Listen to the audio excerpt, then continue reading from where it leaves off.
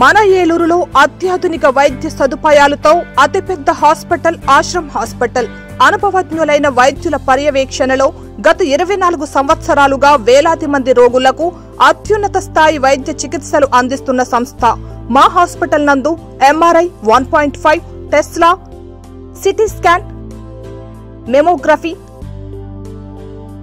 గుండె చికిత్స శస్త్రచికిత్స OPD operation theatre blood bank central laboratory physiotherapy AC ప్రసూతి సంరక్షణ గదులు కలవు.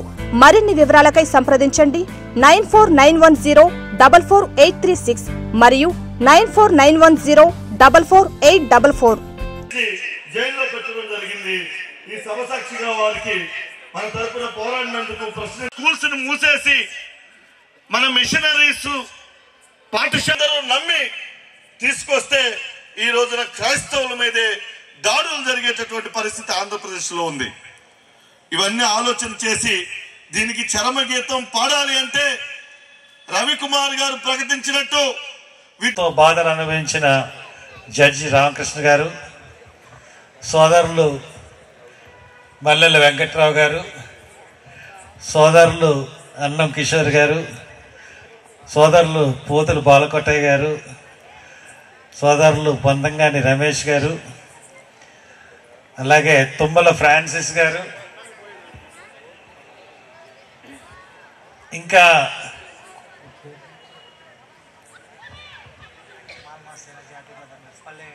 పల్లె ఏడుకొండలు గారు, కేసనపల్లి వెంకట్రావు గారు, మర్చిపోతున్నాను ఆయన పేరు, ప్రభాకర్ గారు, సోదరిబడి బిందు గారు, అందరికీ నమస్కారాలు. అంటే నేను ముందుగా ఎందుకు తీసుకున్నానంటే మైకు ఈ మీటింగ్ ఏర్పాట్లలో కొంచెం బిజీగా ఉండవుతున్నాను. మళ్ళీ నైట్కి కూడా ఇంకా పని ఉంది, కొంచెం ఎడిటింగ్ పని ఉంది. అందు గురించి అక్కడ ఫోటోగ్రాఫర్స్ కంప్యూటర్ వాళ్ళు వెయిట్ చేస్తూ ఉన్నారు. అందువల్ల ముందుగా తీసుకున్నాను. మాట్లాడిన తర్వాత వెళ్తాను. ఎవరు స్టేజ్ మీద ఉన్న వాళ్ళు ఎవరు అన్యదా భావించకండి. ఏంటి హర్ష్ కుమార్ మాట్లాడింది పూర్తిగా ఉందామని వచ్చాను, కానీ మరి నాకున్న పరిస్థితి అంటే మీటింగ్ ఉంది కాబట్టి తప్పనిసరి పరిస్థితి. ఈ రోజున మీటింగ్ మొదలుపెట్టినప్పటి నుంచి చూస్తూ ఉన్నాను, ప్రతి స్పీకర్లోనూ ఒక ఆవేదన, ఒక ఆక్రోశం, ఏమీ చేతకాని, ఏమీ చేయలేని చేతకానితనం, ఇవన్నీ కూడా ఆక్రోశం రూపంలో, మాటల రూపంలో బయటపడతా ఉన్నాయి. అవును, మనల్ని నిర్జీవులుగా తరతరాల నుంచి మన మీద ప్రయోగించి మనల్ని ఒక పౌరుషం లేని ఒక జాతిగా తయారు చేసిన ఈ ప్రభుత్వాలు. కారణం ఏంటంటే నేను చదువుకునేటప్పుడు 9వ క్లాసులో ముల్కీ డౌన్ అని చెప్పి రాళ్ళు ఇచ్చుకుని బస్సుల మీద వాళ్ళ మీద రాళ్ళు వేసేవాళ్ళు. అది రైట్ అని నేను చెప్పట్లేదు. దాని తర్వాత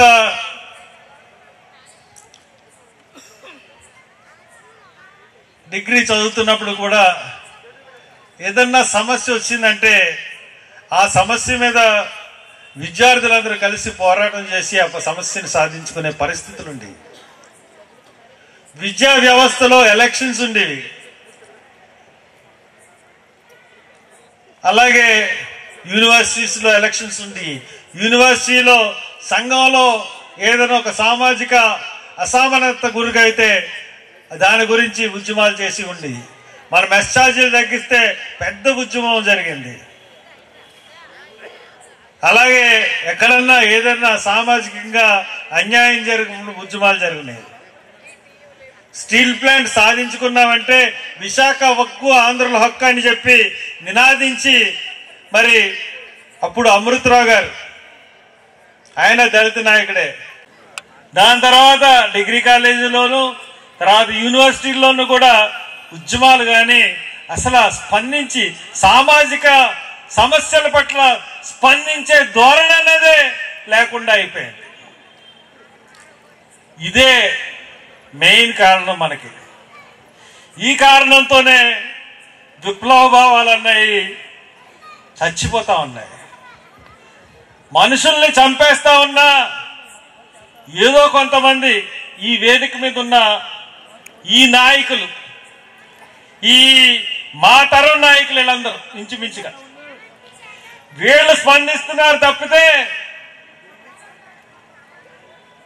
అస్సలు అక్కడ సంఘటన అన్యాయం జరిగితే సమాజం యావత్తు కూడా మాట్లాడలేని పరిస్థితులు కల్పించబడ్డాయి. ఏ హత్యోన్మాదం చూసుకోండి. ఇందాక బాలకోటయ్య గారు చెప్పారు డాక్టర్ సుధాకర్ గారి గురించి, కిరణ్ కుమార్ గురించి, అలాగే పోలీస్ స్టేషన్లోనే శిరోమండనం చేయించబడ్డ వరప్రసాద్ గురించి. ఇటువంటి దురంతాలు, దురాఘాతాలు సుమారు 260 వరకు జరిగిన ఈ ప్రభుత్వ హయాంలో ఒక 2 మామిడి పళ్ళ కోసం బక్కి శ్రీను అన్న అతను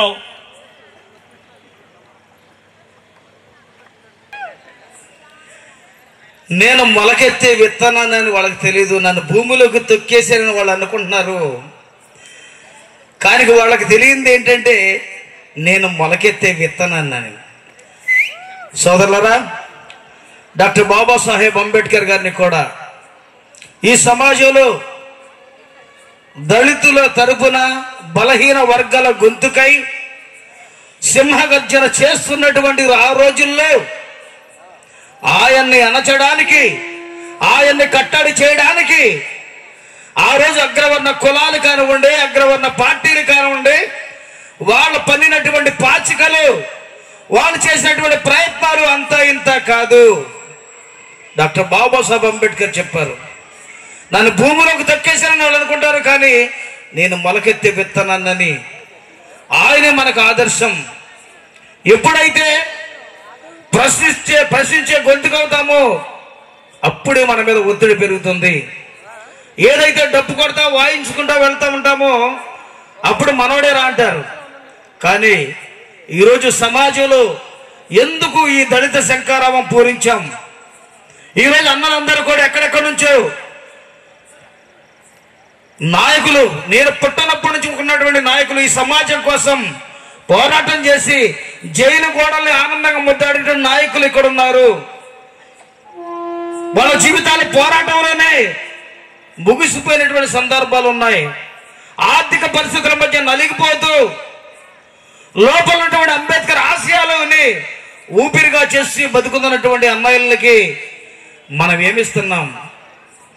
ఈరోజు ఎంత బానిసలుగా మనం ఉన్నామంటే, ఈరోజు రాజకీయ పార్టీలకి అయస్కాంతం కంటే కూడా దారుణంగా అతికిపోయాం మనం ఎంత అయిపోయిందంటే చాలా దారుణంగా అయిపోయాం మనం. ఈరోజు రాజకీయ పార్టీలు ఇదివరకే కాంగ్రెస్ పార్టీ ఎస్సీ సెల్ అని, లేకపోతే తెలుగుదేశం ఎస్సీ సెల్ అని ఇచ్చేవాళ్ళు. ఆ ఎస్సీ సెల్ అంటే ఏంటి? ఆ సెల్లో ఉండి మనం మాట్లాడడానికి హక్కు లేదు, మన నాయకుడి తరపునే మాట్లాడాలి మనం, ఆ నాయకుడు ఎవరు చెప్తే అది వినాలి. కానీ ఈరోజు కూడా సోషల్ మీడియాలో ఎటువంటి సెల్ ఇచ్చేసారు. ఇవాళ మనకి అందరూ కూడా సోషల్ మీడియా సెల్ ఇచ్చేసారు. వాళ్ళు ఏం చేస్తున్నారు? మన మీదే సెటర్లు వేస్తున్నారు, మన మీదే దాడులు చేయిస్తున్నారు. కానీ మన యొక్క లక్ష్యాన్ని కూడా ఈరోజు మనం మర్చిపోతున్న విషయాన్ని కూడా మనం మర్చిపోకూడదు. సోదర మాస్యాలారా, ఇందాక హర్ష్ కుమార్ గారు చెప్పారు, ఇక్కడ ఉన్నటువంటి వ్యక్తులందరూ కూడా చాలా మంది, ఒక సోదరుడు అన్నాడు, ఏమంటే మీటింగ్ రమ్మంటే అమ్మో వస్తే జగన్మోహన్ రెడ్డి అందరూ తిడతానే ఉంటారు, మీరందరూ మొదలెట్టారంటే ఆపరు, జగన్మోహన్ రెడ్డి తిడతారు. నేను కారు మీద ఎక్కించుకెళ్ళా, తణుకు ఎక్కించుకెళ్ళాను ఒక 10 మందిని. వాళ్ళందరూ వైఎస్పీ సోషల్ మీడియాలో ఉన్నాయి. అంతా దాంట్లో ఉన్నటువంటి ఒక తమ్ముడు అన్నాడు, అందరూ తిడతారు అని. ఎందుకు తిడతాం? దీంట్లో వైఎస్ఆర్సీపీ అభిమానులు లేరా? వైఎస్ఆర్సీపీ పార్టీకి పట్టం కట్టుకుని పనిచేసిన నాయకులు లేరా? ఉన్నారు. ఆనాడు చంద్రబాబు నాయుడు గారు ఏదో చేస్తాడు అనుకుంటే ఇంకేదో చేశాడు, ఇంకా తృప్తి లేదు, ఇంకా మాకు జగన్మోహన్ రెడ్డి వస్తే ఇంకేదో చేస్తాడని చెప్పేసి నాతో సహా చాలా మంది వైఎస్ఆర్సీపీ పార్టీకే చేసాం. ఇది చెప్తున్నా, ఎందుకంటే మేము చేసిన తప్పు ఇది. కానీ ఈరోజు మేమే మాట్లాడుతున్నాం.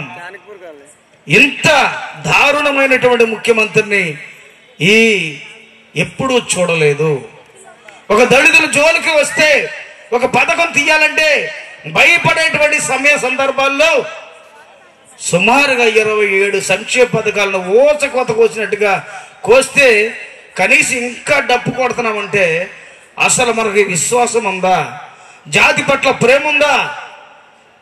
ఒంటికి నిప్పంటించినా కూడా అది తెలియకుండా నవ్వుతానే ఉండేవాడు. ఏమంటారు చెప్పండి? ఒకవైపు బట్టలని కాలిపోతుంటే ఇంకా నవ్వుతానే ఉన్నవాడు ఏమంటాడు?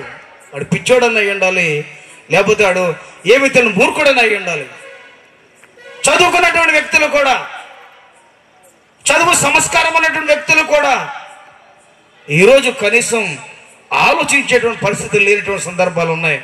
అందుకనే కనీసం జగన్మోహన్ రెడ్డి నేను ఇన్ని పథకాలు తీసానని చెప్పేసి కనీసం సింపతి కూడా అతనికి లేదంటే ఎంత అహంకారంగా పోతున్నాడు ఆలోచించండి. ఒకసారి వెంకట్రావు అన్నయ్య అన్నాడు, అన్నా వీడు ఓడిపోతే మాలల వల్లనే వీడు ఓడిపడినటువంటి విషయాన్ని మనం చెప్పాలన్నా, అవసరమైతే నేను నీకు కాన్వాయ్ తీసిస్తాను, దాని మీద ప్రచారం చేయన్నా, వీడు కేవలం దళిత ఓట్ల వల్లనే, మాలల ఓట్ల వల్లనే వీడు ఓడిపడేటువంటి నినాదాన్ని తీసుకెళ్దామని అన్నాడు. ఎంత కసి ఉంది అతనిలో. ఒక చదువుకున్నటువంటి వ్యక్తి, ఒక పారిశ్రామికంగా పని చేసుకున్నటువంటి తమ్ముడు, వైఎస్ఆర్సీపీ కోసం ఆహర్నిశలు కష్టపడేటువంటి వ్యక్తి ఆయన నోట నా మాట మాట్లాడంటే నిజమైనటువంటి జాతి ప్రియులు అతనే అని చెప్పేసి నేను భావిస్తున్నా. సోదరులారా, జాగరూకలు అవుదాం. ఎప్పుడు బానిస బతుకులేనా మన, ఎప్పుడు బానిస బతుకులు, ఎంత బతుకులు అంటే కనీసం ఆలోచన చేయలేటువంటి బానిస బతుకుల్లోకి వెళ్ళిపోతామంటే కనీసం మనం ఆలోచన చేయాలని చెప్పేసి మనం చేస్తున్నాం.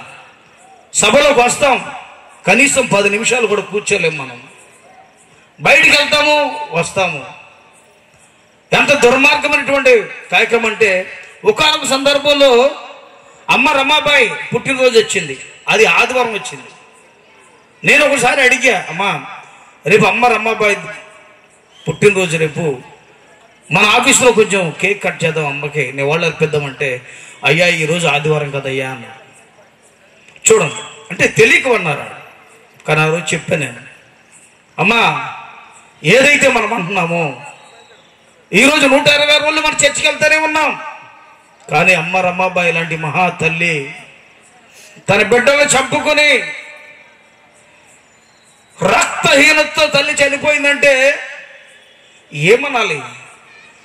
బిడ్డల్ని కూడా సరైనటువంటి మందులు లేక, సరైనటువంటి భోజన వసతులు లేక, ఫీడింగ్ లేక బిడ్డలు చనిపోయారంటే అంబేద్కర్ గారి యొక్క ఆశయాన్ని ఏ విధంగా ఆవిడ నిమిడీకృతం చేసుకుంది, ఆ తల్లికి ఇచ్చేటువంటి నివాళి ఇదేనా మనం అంటే, ఆ తల్లికి ఏం చేసినా మనం తక్కువ అవుతుంది అంటే.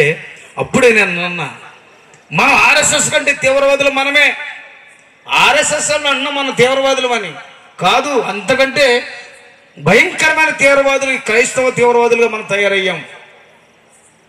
ఎవడైనా బైబుల్ చూపిస్తే చాలా, ఆడు దొంగోడైనా పర్వాలా, ఆడు దోసుకు తినేవాడైనా పర్వాలా, కనీసం విచక్షణ చేయమని చెప్పేసి దళిత ప్రయోజనాల కోసం నడుం కట్టమని చెప్పేసి నేను పోరాటం చేస్తున్నా.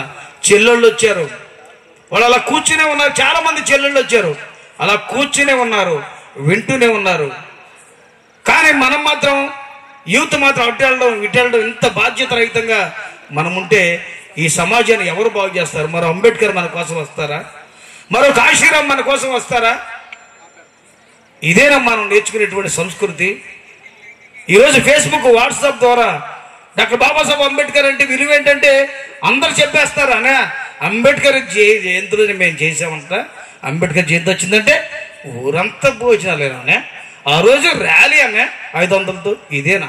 అయిపోయింది అక్కడితో అయిపోయింది, మొత్తం నాశనం. ఇక మరుసటి రోజు తగులుకుంటాడు, ఇక మళ్ళీ వాట్సాప్ వెళ్ళిపోతాడు, ఆ గ్రూప్లో జాయిన్ అయిపోతాడు, మళ్ళీ పెడతా ఉంటాడు. మొన్న షరీములమ్మ గారు ఇక్కడ అంబేద్కర్ సెంటర్లో ఆగలేదంట, దండేయలేదంట. పాప ఆవిడ ప్రోటోకాల్ తెలియక వెళ్ళిపోయింది, ఎక్కడున్న వ్యక్తి ఆపాలి, ఆవిడ వెళ్ళిపోయింది. వెంటనే పెట్టేశారు మనోళ్ళు. ఏమని? అసలు అంబేద్కర్ని అవమానించినట్టు షరీముల పాప ఆవిడ తెలియదు. నేను పోస్ట్ పెట్టా, కామెంట్ పెట్టా, నేను మీకు ఏం పర్లేదు, అంబేద్కర్ని అవమానించింది కదా, ఇంకా అవమానాలు చేస్తుంది, మిమ్మల్ని కూడా అవమానం చేసి లాస్ట్లో 5-6 సంవత్సరాలు పోయిన తర్వాత ఇంకొక 155 విగ్రహం పెడద్దులే, అప్పుడు మీకు హ్యాపీగా ఉంటుంది. ఇదే కదా మీరు కోరుకునేది, ఇదే కదా మనం ఆశించేది. ఆ రోజు ఒక్కరోజు వెళ్ళి అంబేద్కర్ విగ్రహాన్ని పూనకాలు వచ్చేసినాయంట. తెల్లవారు మళ్ళీ మర్చిపోయి మన బతుకులు ఈ విధంగా ఉంటే ఈరోజు మరి నేను చెప్పక మాను. ఎందుకంటే దళిత ఉద్యమ నాయకులు, గతంలో ఉద్యమ నాయకులు మనం విమర్శిస్తాం. ఆయన అలా చేశాడు, ఎలా చేయక ఏం చేస్తాడు, మళ్ళాంటి వాళ్ళతో ఎంతవరకు వెళ్తారు, ఏం చేస్తారు? అంబేద్కర్ నిజంగా ఈ సమాజంతో కలిసి ఉద్యమం చేశాడంటే మహానుభావుడికి ఎంత సహనం, ఎంత ఓపిక, ఎంత త్యాగం, ఎంత ప్రేమ దళిత సమాజం మీద, మన సమాజం మీద. మన వైపు వెళ్తున్నాం అనేటువంటి విచక్షణ జ్ఞానాన్ని మనం ఒకసారి ఆలోచన చేయాలని చెప్పేసి నేను మనవి చేస్తున్నా. ఒక తమ్ముడు మాట్లాడతాడు, అమ్మేశారన్న దళితులు అమ్మేసుకుంటున్నారు. ఎవడు అమ్మేసుకుంటాడు? మీరు అమ్మితే అమ్ముడైపోయేవాళ్ళ? మీరు ఆల్రెడీ అమ్మేసుకుని కాదు, బానిసలు అయిపోయి ఉన్నారు. అమ్మడం కాదు, బానిసలు అయిపోయి ఉన్నారు. అవసరమైతే మమ్మల్ని అమ్మేస్తారు మీరందరూ.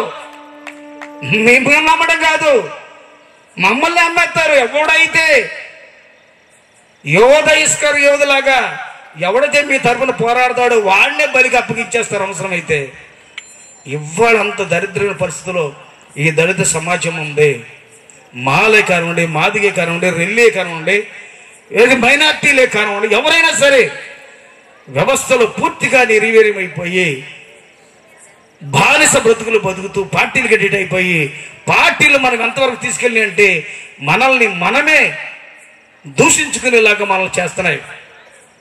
ఈరోజు దెందులూరు నియోజకవర్గంలో మన దగ్గర ఉంది, నేను పోటీ చేస్తానని చెప్పా. ఆ దెందులూరు నియోజకవర్గంలో మొన్న అబ్బాయి చౌదరి గారు చెప్పారు, చింతన ప్రభాకర్ నువ్వు రా, దమ్ముంటే నేను వచ్చి దుగ్గిరాల సెంటర్లో కుర్చీ వేసి కూర్చుంటా, రా నువ్వు నేను తేల్చుకుందాం అన్నాడు. 4 రోజులు పోయిన తర్వాత ఈయన అంటాడు, ఆడు బుడ్డగాడు నాతో పెట్టుకుంటే రా తేల్చుకుందాం ఆయన అంటాడు. నిజంగా వీళ్ళిద్దరు కొట్టుకుంటారా? వీళ్ళిద్దరు? ఆడనగల 10 మంది, ఈయననగల 10 మంది, 20 మంది మనం కొట్టుకుంటే కుర్చీలేసి ఆళ్ళు చూస్తారు. మనం కొట్టుకుంటే కుర్చీలేసి చూడడానికి వాళ్ళు కుర్చీలు వేసుకుంటారు తప్ప వాళ్ళు మనం బాగు చేయడానికి కాదు. కానీ మనం ఏం చేస్తాం?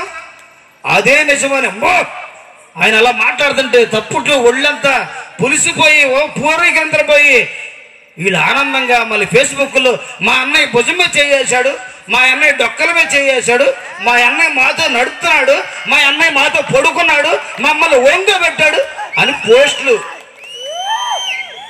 ఈరోజు దెందులూరు నియోజకవర్గంలో అబ్బాయి చౌదరి గారి తండ్రి ఎన్ని 100 ఎకరాలు ఆక్రమించాడు.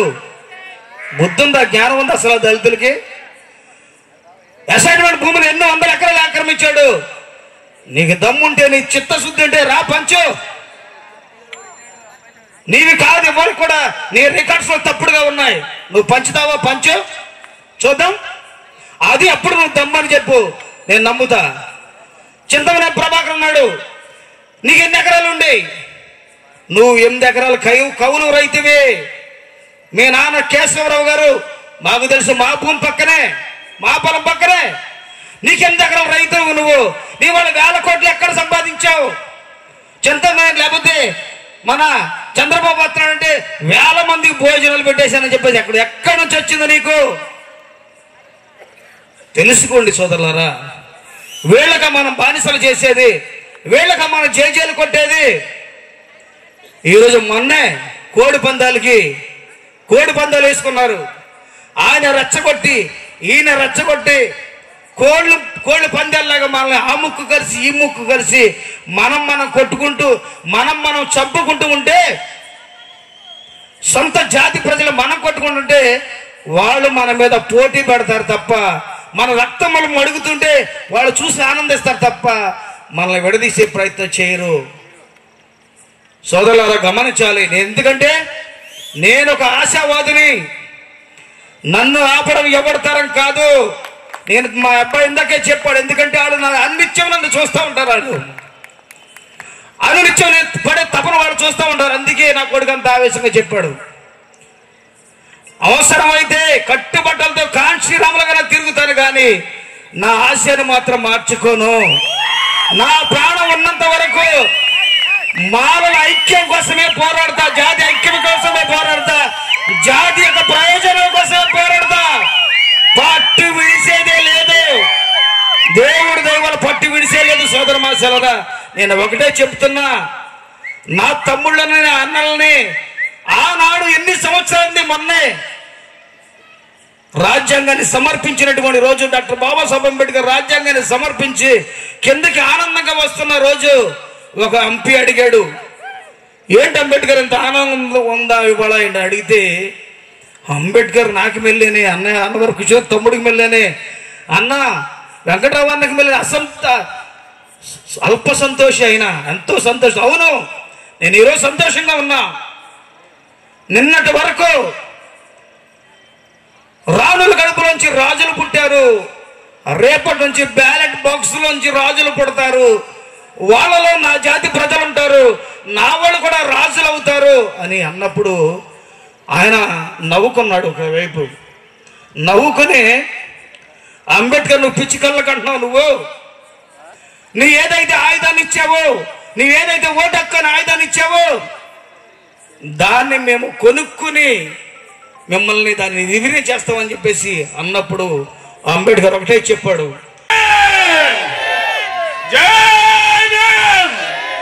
అలాగే రవికుమార్ గారి నాయకత్వం మైకులు పగిలేలాగా చెప్పాలా. ఎందుకంటే ఈరోజు మరి ఆయన చేసినటువంటి కృషి మామూలు కృషి కాదు. ఇది ఆయన యొక్క కృషి ఎవరో చేయలేనటువంటిది. అందరూ కూడా ఆలోచించుకోండి. ఈ మాట ఎందుకు చెప్తున్నామో అందరూ కూడా జై భీములు చెప్పండి. జై భీమ్. అలాగే రవికుమార్ గారి నాయకత్వం, అలాగే రవికుమార్ గారి నాయకత్వం కోరుకుంటూ ఉన్నాము. అలాగా ప్రేమజ్యోతి మేడం గారిని స్టేజ్ మీదకి రావాల్సిందిగా కోరుకుంటూ ఉన్నాము.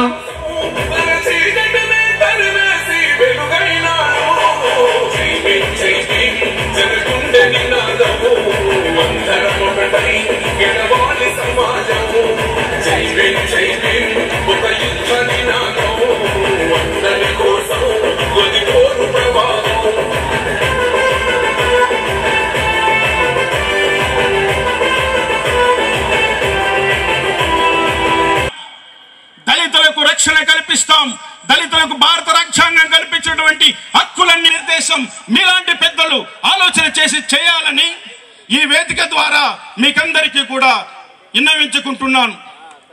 సోదరులారా, మన ఉపన్యాసాలకు, మన ఆవేశాలకు ఆంధ్రప్రదేశ్ లో కూడా ఒక వ్యవస్థను ఏర్పాటు చేసి ఆ వ్యవస్థ ద్వారా బలమైనటువంటి సంకేతాలు ఒకసారి నా ధన్యవాదాలు తెలియజేస్తూ సెలవు తీసుకుంటున్నాను.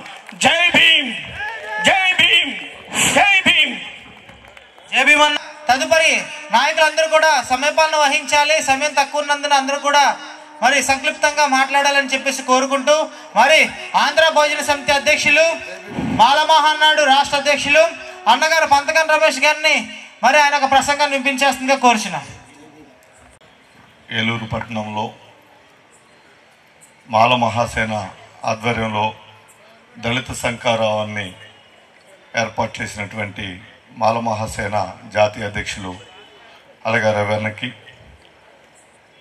ఈ శంఖారావానికి ముఖ్య అతిథులుగా విచ్చేసినటువంటి దళితుల హృదయాల్లో ఈ ప్రాంతంలో నిలబెట్టినటువంటి చరిత్ర ఉన్నటువంటి ప్రాంతం బాబాసాహెబ్ అంబేద్కర్ గొప్ప చరిత్ర కలిగినటువంటి ఈ ప్రాంతంలో ఆలోచన చేసుకోవాల్సిన అవసరం ఉంది. బాబాసాహెబ్ అంబేద్కర్ ఇచ్చినటువంటి రాజ్యాంగాన్ని తూట్లు పొడుస్తున్నటువంటి పాలకులకి వ్యతిరేకంగా అంబేద్కర్ వారసులు రాబోయే ఎన్నికల్లో పోటీ చేస్తారని సోషల్ మీడియాలో ప్రకటించడం జరిగింది. నేనైతే స్వాగతిస్తున్నా. ఎందుకంటే ఈ రాష్ట్రంలో జగన్మోహన్ రెడ్డి అధికారంలోకి వచ్చినాక జగనన్న ఇళ్ల పేరిట ఎవరైతే ఎస్సీలు, ఎస్టీలు, బీసీలు భూమి ఇచ్చేటటువంటి ఒక ప్రక్రియని ఏ ముఖ్యమంత్రి చేయలేదు, జగన్మోహన్ రెడ్డి చేయడం జరిగింది. అలాగే తిరిగి కొనసాగించాలని ఉద్యమం చేశాం. ఇక దాడుల మీద నిరంతరం ఉద్యమం చేస్తూనే ఉన్నాం. అయితే మనం ఈ సమసాక్షిగా ఇద్దరు మిత్రుల్ని మనం అభినందించాలి. ఈ ప్రభుత్వాన్ని వ్యతిరేకిస్తూ బాబాసాహెబ్ అంబేద్కర్ విగ్రహం ఆవిష్కరించిన రోజున ప్రసంగాన్ని చూసే ఉంటారు, వినే ఉంటారు. ఉన్నటువంటి ఒక స్కీమ్ అంబేద్కర్ ఓవర్సీస్ అనే ఒక స్కీమ్ ఏదైతే ఉందో ఆ పేరు తీసేసి జగన్ ఓవర్సీస్ అని పెట్టాడు. మరి అది ఆయనకి అంతరాంతరంగా కనిపించదు. నూతన విద్యా విధానాన్ని మోడీ తీసుకొచ్చినటువంటి విద్యా విధానాన్ని మనల్ని 60 సంవత్సరాల కంటే ఒక విద్యా వ్యవస్థని ప్రోత్సహించేటటువంటి ఎన్ఈపికి ఈ ప్రభుత్వం పూనుకుంది. మోడీ రాష్ట్రంలో కూడా ఎన్ఈపి తీసుకోలేదు, కానీ ఈ రాష్ట్రంలో మనల్ని విద్యకు దూరం చేసేటటువంటి ఒక బలమైనటువంటి అంశాన్ని ఒక పక్క మీ ఏలూరు చందన బ్రదర్స్ షాపింగ్ మాల్ లో డిసెంబర్ 4వ తేదీ నుండి 23వ వార్షికోత్సవ క్రిస్మస్ మరియు సంక్రాంతి గ్రేట్ గిఫ్ట్స్ ఫెస్టివల్. ప్రతి 1499 రూపాయలు పైబడిన వస్త్రాల కొనుగోలుపై విలువైన ఉచిత బహుమతులు, వార్షికోత్సవ వరాల జల్లు, అద్భుతమైన స్పాట్ గిఫ్ట్లతో ఆనందాల వెల్లువ. ప్రతి ఒక్కరూ విజేతే. అన్ని రకాల వస్త్రాలు ఆఫర్లలోనే. Chandana brothers shopping mall, main Bazar, Eluru.